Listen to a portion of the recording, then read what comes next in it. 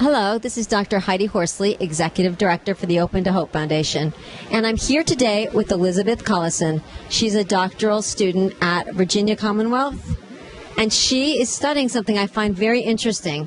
She's looking at religious affiliation and spirituality and how it helps people, or doesn't, with their grief and loss. Can you tell us what you found? Sure. So looking at the affiliated compared with the unaffiliated, we looked at religious coping techniques endorsed as just most frequently used and as most helpful.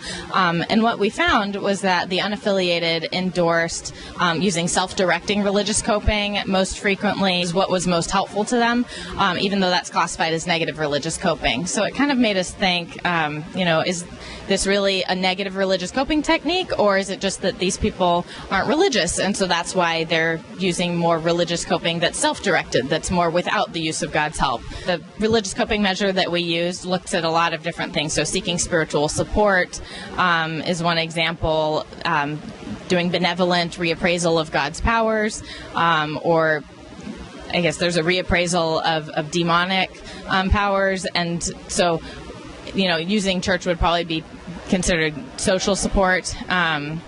But the self-directing religious coping is basically, I just tried to do the best with the situation without God's help, would be an example of self-directing religious coping.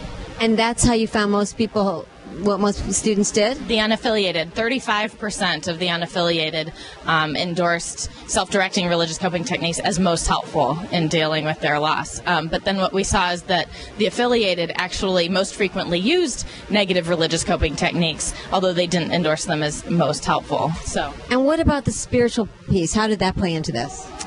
So spiritual well-being is another outcome that we looked at, and the measure we use actually can separate it out from religious well-being and existential well-being. What was kind of neat but makes sense is that the Christians endorsed having much higher religious well-being than their existential well-being, whereas the two were kind of even across the affiliated and the unaffiliated.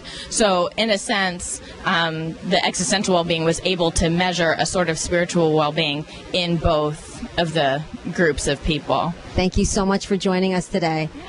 And this is Dr. Heidi Horsley for the Open to Hope Foundation.